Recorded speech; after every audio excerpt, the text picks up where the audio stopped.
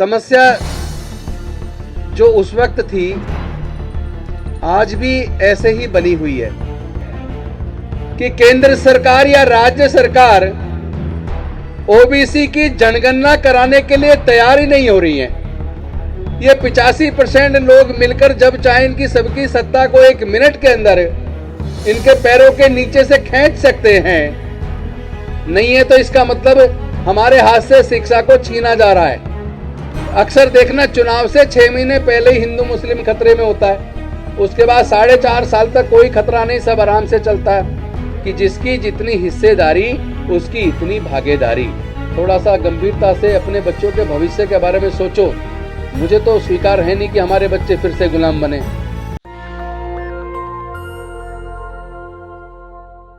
विनम्र नमोबुधाय करता हूं। मैं समझता हूं कि आज हमें इस पे चिंतन जरूर करना चाहिए कि देश के अंदर जितनी इंडस्ट्रीज हैं, जितना ट्रेड है, बिजनेस है,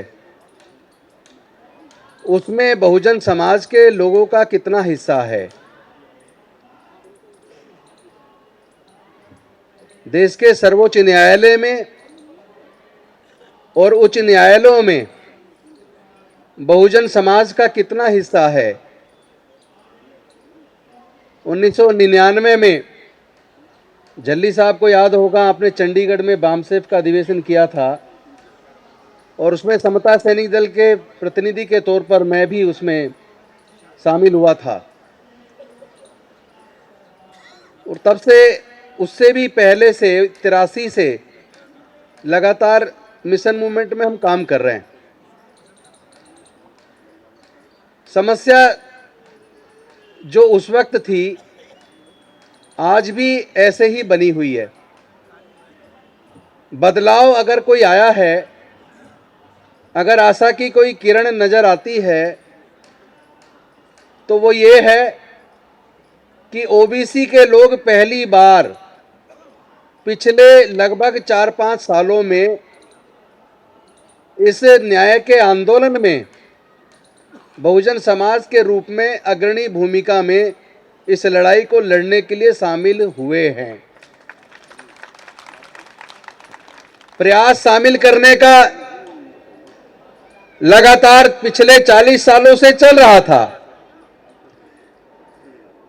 लेकिन सफलता मैं समझता हूं पिछले 5-6 सालों में मिली है। लेकिन इस पे जरूर चिंतन होना चाहिए कि देश की लगभग सभी राजनीतिक पार्टियों में जो पार्टियां सत्ता में हैं, चाहे वो राज्यों में हैं चाहे केंद्र में हैं, बाबा साहेब के आंदोलन की वजह से और जो बहुजन आंदोलन बामसेफ वगैरह समता सैनिक दल आदि संगठनों के द्वारा जो वर्षों से लड़ा गया, उसका परिणाम यह है कि हर राज्य की सरकार में या केंद्र सरकार में एससी, एसटी और ओबीसी के सांसद और विधायक बहुत बड़ी मात्रा में हैं। अगर मैं गलत नहीं हूं तो कम से कम 70% की मात्रा में हैं। सर्वोच्च न्यायालय में हो सकता है तीनों को मिलाकर, जिसकी देश में जनसंख्या लगभग 88% है, वो सर्वोच्च न्यायालयों में और उच्च न्यायालयों में हो सकता है केवल 5% ही पदों पर हो। लेकिन देश के संसद के अंदर और देश की विधानसभाओं के अंदर एससी, एसटी और ओबीसी के और माइनॉरिटीज के कम से कम 75% लोग सांसद और विधायक हैं।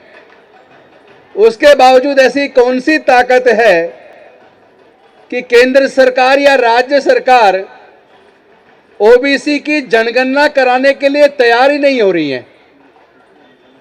उनको ये जनगणना कराने से इनकार करने की ताकत आखिर मिल कहां से रही है। इस पे चिंतन जरूर करना चाहिए।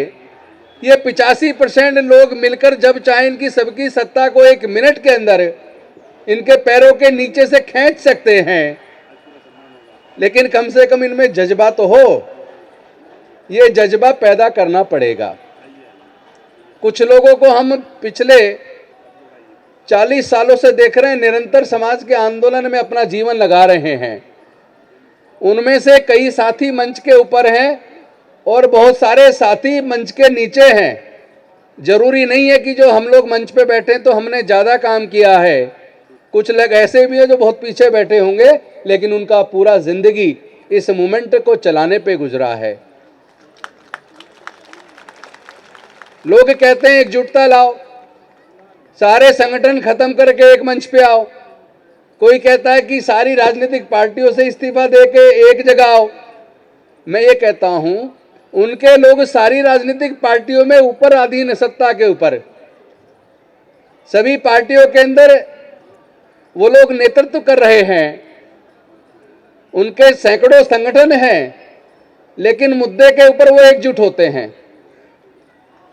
हम लोग क्या मुद्दों के ऊपर एकजुट नहीं हो सकते? अगर हम ये कहेंगे कि एक मंच पे आओ, सारे संगठन एक हो जाओ, ये कहते कहते बहुत सारे लोग चले गए और जो बचे धीरे धीरे वो भी चले जाएंगे, क्योंकि जाना एक दिन सबको है।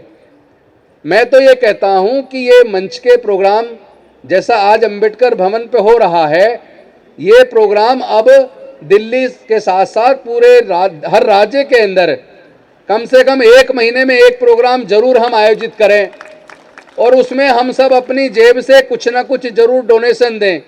किसी एक व्यक्ति की जेब से नहीं, किसी एक नेता की जेब से नहीं, क्योंकि जो जेब से ज़्यादा लगाएगा फिर वो बदले में कुछ चाहता है।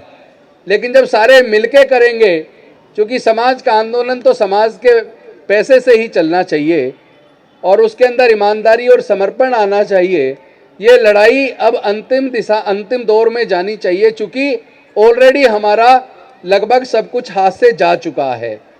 जो डॉक्टर बाबा साहेब अम्बेडकर अपने पूरे जीवन की कुर्बानी से, बलिदान से जो कुछ हमें देकर गए, वो हम 50 साल भी सुरक्षित नहीं रख पाए।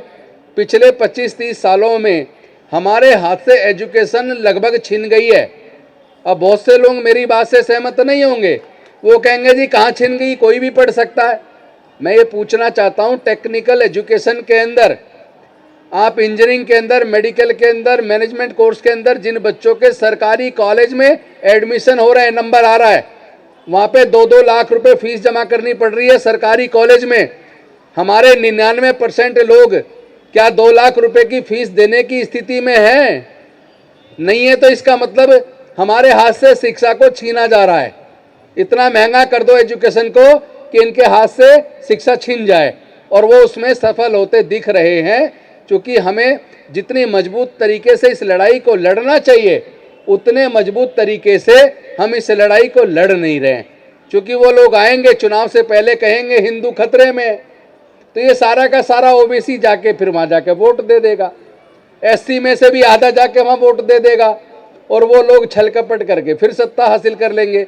मुझे लगता है ना तो हिंदू खतरे में है, ना मुसलमान खतरे में है, ये तो भारत का जो है ना इंसान खतरे में है। और चुनाव से पहले अक्सर देखना, चुनाव से 6 महीने पहले ही हिंदू मुस्लिम खतरे में होता है, उसके बाद 4.5 साल तक कोई खतरा नहीं, सब आराम से चलता है।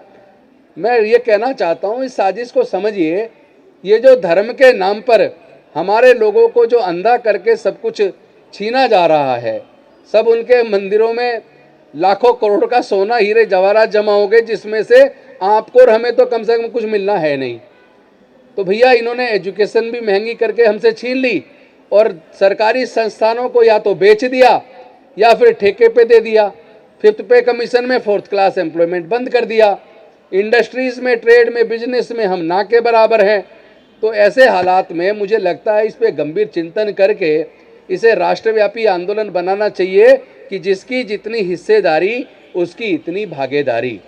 और वो भागीदारी सत्ता में भी चाहिए, वो भागीदारी सरकार में भी चाहिए, वो भागीदारी न्यायालयों में भी चाहिए, वो भागीदारी सेना में भी चाहिए, वो भागीदारी बिजनेस में भी चाहिए, वो भागीदारी ट्रेड में भी चाहिए, वो भागीदारी देश के प्राकृतिक संसाधनों में भी चाहिए। क्योंकि ये प्राकृतिक संसाधन जल, जंगल, जमीन, जिसके उत्खनन से अरबों खरबों रुपया पैदा होता है, वो कोई अपनी माँ के पेट से लेकर पैदा नहीं होता, वो तो जमीन से निकलता है। उसके बावजूद उस पर कुछ ही लोग मालिक क्यों हैं? तो मैं समझता हूँ इन पे गंभीर चिंतन करना चाहिए और इस आंदोलन को अगर पूरी ताकत लगाकर पूरे देश में हमने अब नहीं फैलाया तो यकीन मानिए शायद हम इस लायक बचे भी ना कि इस आवाज़ को मजबूती के साथ उठा पाएँ, क्योंकि सब कुछ छिनता जा रहा है और हमारे लोग छिनने के बाद भी बिल्कुल उस हालत में हैं जैसे धीरे धीरे गर्दन काटी जाती है ना, रेता जाता है तो आदमी को पता नहीं लगता कब में गर्दन कट गई। तो हमारी तो जो समाज की गर्दन धीरे धीरे काटी जा रही है और बहुत ज़्यादा कट चुकी है, थोड़ी बहुत बची है। तो या तो समझ के सब लोग एकजुट हो जाएं, वरना बहुजन समाज के लोग अगर एकजुट नहीं हुए तो शायद हम लोग इस लायक भी नहीं बचेंगे कि हम अपनी आवाज़ को बुलंद कर पाए। क्योंकि भूखे पेट जब ना रोजगार होगा और ना पढ़ाई होगी और हम लोग मजबूरी में फिर मजदूर बनेंगे। मजदूर कभी भी लड़ाई को लड़ नहीं सकते, क्योंकि उनकी तो चिंता शाम को खाना बच्चों को कैसे मिलेगा, उनकी चिंता तो उस पर रहेगी। तो ये जो लास्ट का समय बच रहा है, कुछ लोग इतने ज़िंदगी लगाकर यहाँ तक इस कारवां को लेकर आए हैं और बाबा साहेब का तो चिंता भी इस बात की थी कि ये कारवां आगे चलेगा या ये पीछे चला जाएगा। उस चिंता को उन्होंने जाहिर भी किया था आगरा के अंदर। तो मैं तो लास्ट में लंबी, चूँकि भाषण देने से तो कोई ज़्यादा फ़ायदा है नहीं, इसको तो ज़मीन पर उतारने की ज़रूरत है। मैं तो पूरे देश के अंदर जा रहा हूँ, गांव-गांव में जाके लोगों को जगाने की कोशिश मैं भी कर रहा हूँ, मेरे जैसे और भी बहुत सारे साथी कर रहे हैं। लेकिन अगर हम जितने लोग हैं सारे एकजुट होकर एक विचार के साथ इसमें थोड़ी ताकत ज़्यादा लगा दें तो शायद इस जंग को जीतने की संभावना अभी है। लेकिन धीरे धीरे टुकड़ों में हम अपने अपने तरीके से लड़ाई को लड़ रहे हैं, तो उससे लड़ाई जितनी तेज़ी से आगे बढ़नी चाहिए नहीं बढ़ पा रही है। तो मैं तो निवेदन करूंगा, भैया थोड़ा सा गंभीरता से अपने बच्चों के भविष्य के बारे में सोचो। मुझे तो स्वीकार है नहीं कि हमारे बच्चे फिर से गुलाम बने, तो आप भी समझ लो अगर आपको आपके बच्चे भविष्य में गुलाम बने तो इस लड़ाई को छोड़ के बैठे रहो, जैसे चल रहा चल ही रहा है। नहीं तो इस लड़ाई में ताकत लगाओ, वरना हमारे आने वाले बच्चे हमें कोसेंगे कि जो हमारे स्वतंत्रता सेनानी संविधान निर्माता हमें देकर गए वो हमारे माँ बाप सुरक्षित ना रख पाए, इन्हीं के सामने सब कुछ छिन गया और ये चुप रहे। तो मैं नहीं चाहता कि हमें शर्मिंदा होना पड़े अपने बच्चों की नज़र में। तो मैं तो आपसे भी निवेदन करता हूँ कि आपको भी अपने बच्चों की नज़र में शर्मिंदा ना होना पड़े, इसके लिए इस मूवमेंट में पूरी ताकत लगाइए। ये मौका है और ये मौका हमें चूकना नहीं चाहिए। बहुत बहुत धन्यवाद। नेशनल दस्तक की आपसे गुजारिश है कि अगर इसको बचाना चाहते हैं तो नेशनल दस्तक को सब्सक्राइब करने के लिए रेड कलर के सब्सक्राइब बटन को दबाएं, फिर बेल आइकन की घंटी दबाएं। नेशनल दस्तक को बचाने के लिए बहुत जरूरी है कि हर खबर को शेयर करें, लाइक करें, कमेंट जरूर करें।